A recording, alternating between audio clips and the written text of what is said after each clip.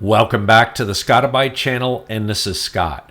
So about a year ago, I did two videos. One that was entitled NginX Proxy Manager and Local DNS, and the other was entitled Why You Need Reverse Proxy.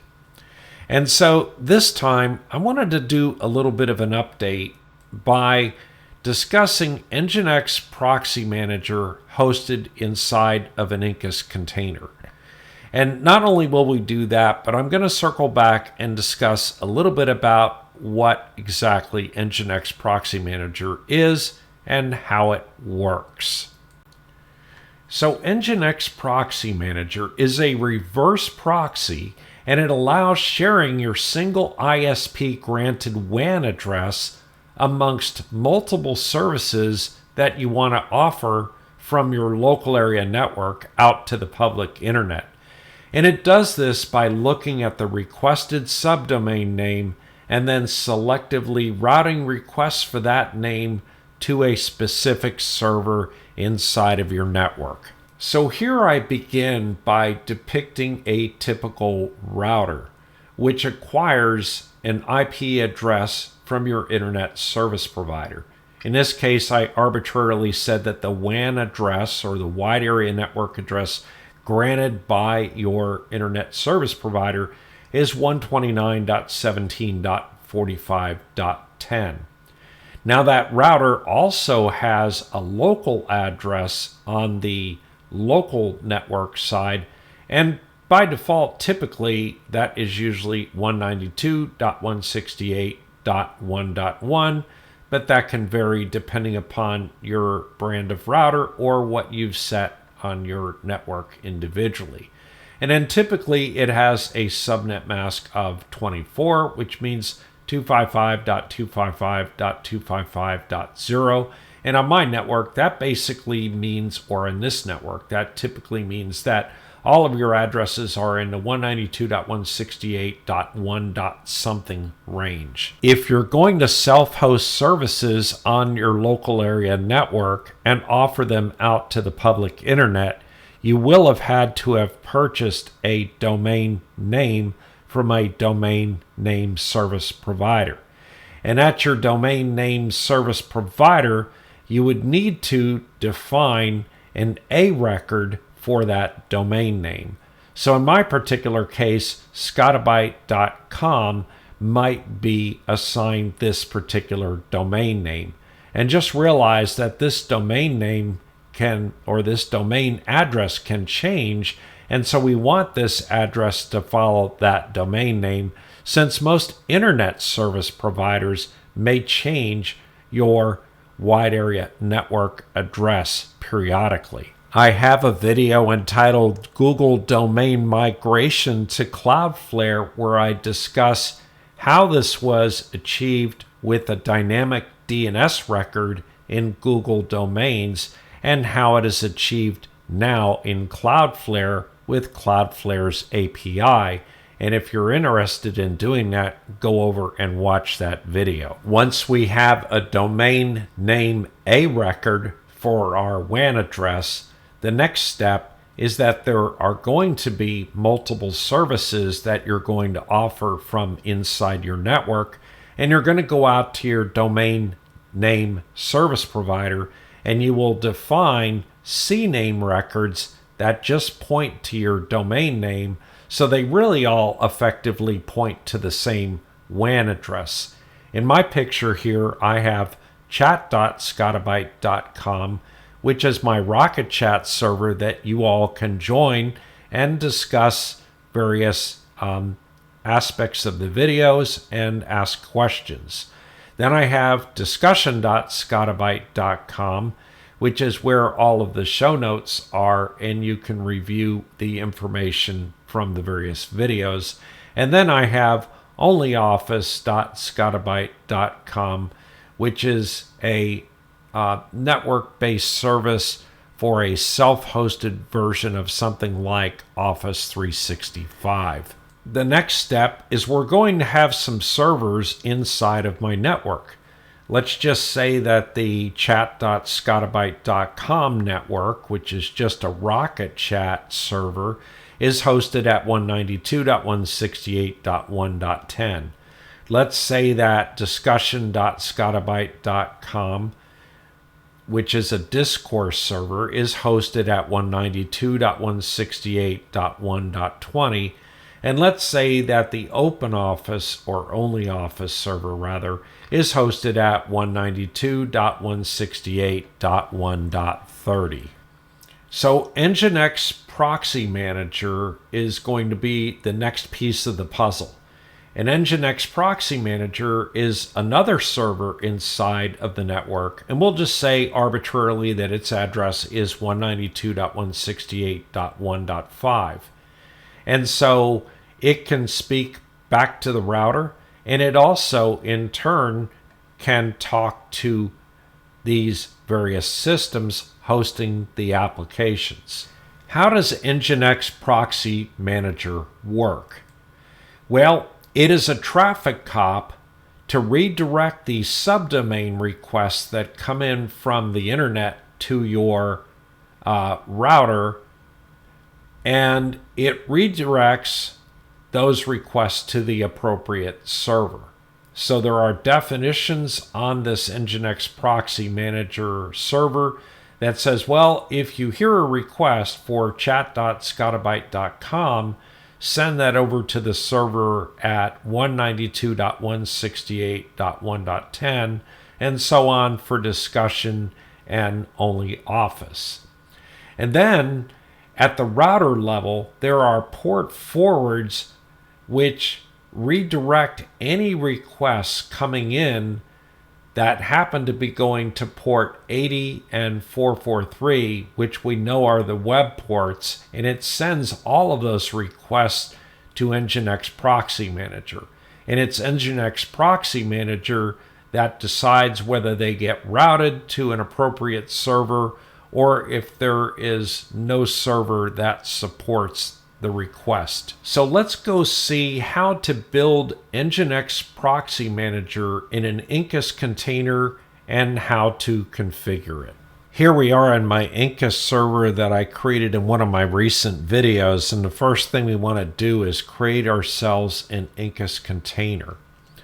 So we're going to do an Incus launch images Ubuntu /22.04, and the name of the container will be npm. We're going to use the default profile, and we're going to use the bridge profile. If you have not watched my video entitled Incus Containers Step by Step, go watch it, because that's where we learn how to create the bridge and the bridge profile. Then, since npm, NginX Proxy Manager, is a Docker container, we're going to be nesting Docker inside of our Incus container, so we have to include the switch security.nesting equals to true. And finally, we have boot.autostart equals to true. And what that does is it makes sure that every time the Incus server starts, the NginX Proxy Manager container also starts. We're going to log into the container console with the command incus shell npm. And the reason we're going to do that is because we don't yet have a username. And so we're going to create ourselves a username, and I'll say add user Scott. And then I will go ahead and provide Scott with the password, retype that as a verification password, and accept all of the other prompts. The next thing I'm going to do is do a usermod-a, capital G, sudo Scott, which puts Scott in the sudo group. Before we go any further, after having created a new Incus container, it's usually a good idea to apply all of the current updates, and we can do that with an apt update & apt upgrade, and I do a -y so as not to be prompted. That goes ahead and runs, and you can see that it says that there are 2 pending updates, but it says that they have been kept back. What it means when an update has been kept back is that there would be a conflict with an existing dependency, and so these two packages will be able to be upgraded in the future once some future updates are applied. Incus containers start out by being really lean, and so I want to go ahead and also install curl and nano because those are things that I frequently use. So I'll go ahead and install those. Now that curl and nano have been installed, our next step is going to be to install Docker from the Docker script at the Docker website.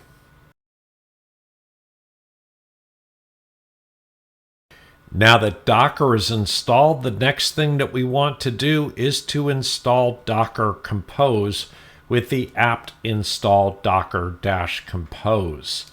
We go ahead and say yes.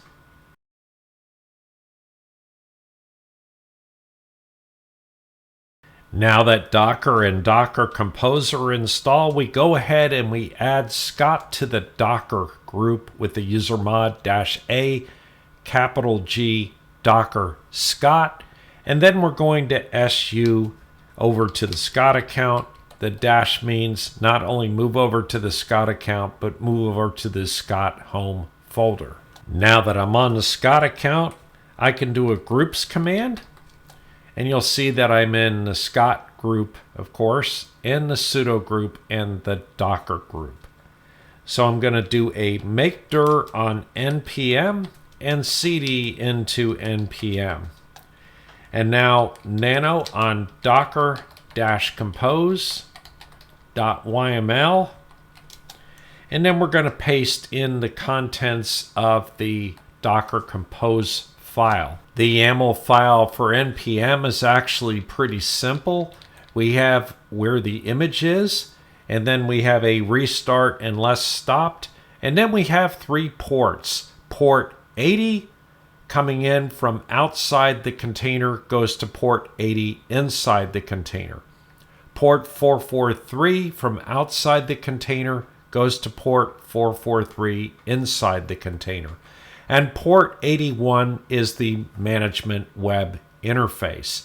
Then we have 2 volume definitions. One is for a data folder, and the other contains the Let's Encrypt certificates, and we have that folder as well.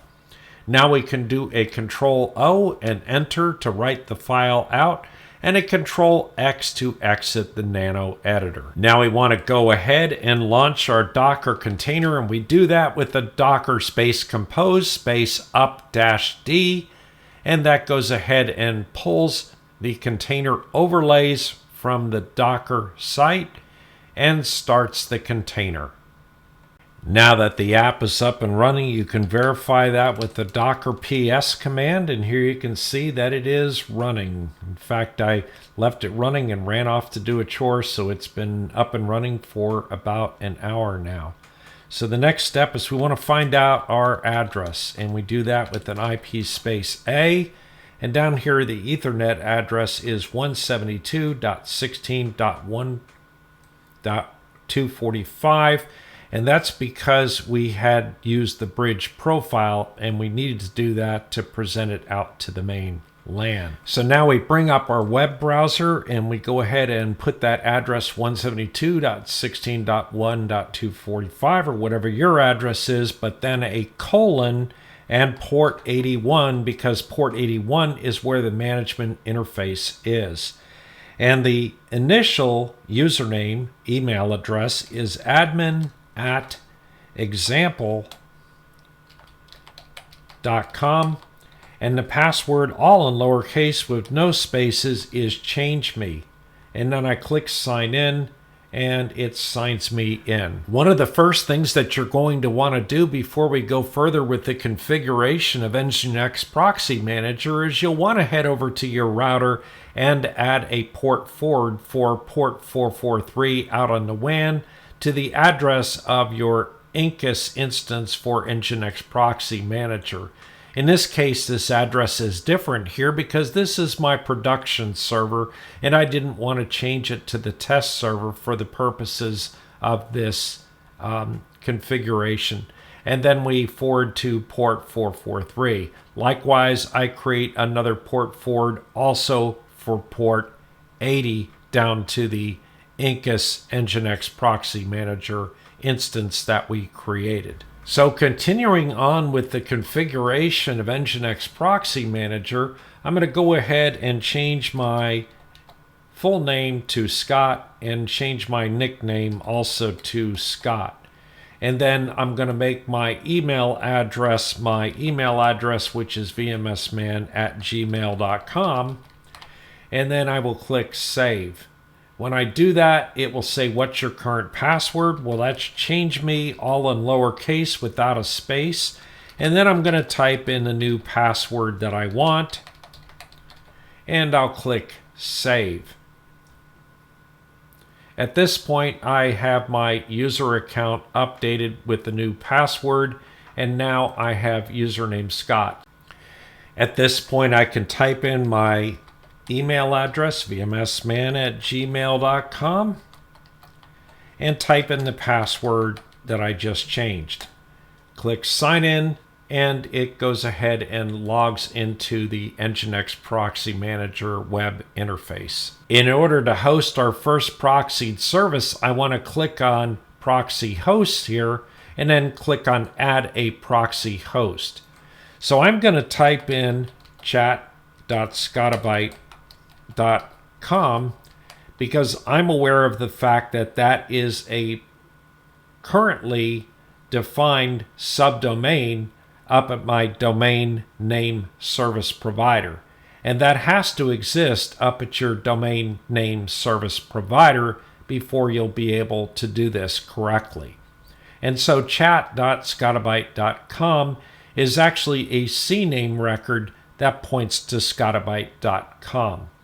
After you finish typing that name, hit Tab to go ahead and enter it. Then down here, either your service is going to be HTTP or HTTPS. Most of the time, if you've self-hosted something, it's probably HTTP. And one of the things that NginX Proxy Manager allows you to do is to provide HTTPS on the front end of your HTTP services. So let's just pretend that it's 192.168.1.10 is the address of my chat service that I want to host via reverse proxy. And let's just make believe that it's port 3000 for that particular host. And I would know this if I went to a local address of 192.168.1.10 and went to port 3000. Then if the service came up, I knew that I was making that entry correctly here. So I normally do a block common exploits, and I normally do a web socket support. Then I head over to SSL, and I go ahead and say request a new certificate, and then I say I agree to the Let's Encrypt terms of service. At this point, I normally click Save, and it will go ahead and create two things. It will create that particular entry, and it will also create the SSL certificate for it at Let's Encrypt and download a copy of that certificate. I'm not going to click Save here because I know that I don't have my port forward set up for NginX Proxy Manager to this particular instance, so it won't work in this particular case. But that's basically how you do it, and you can add additional proxy hosts for all of the services you have. The general idea is that each proxy host points to a service inside your network. As a better example, here's the production copy of my NginX Proxy Manager, and it says that I have 41 proxy hosts. And if I click on my proxy host, it gives me a long list of those. So if I was to, for example, look at the definition of chat.scotti-BYTE.com, you would see that it is chat.scotti-BYTE.com. The scheme is HTTP.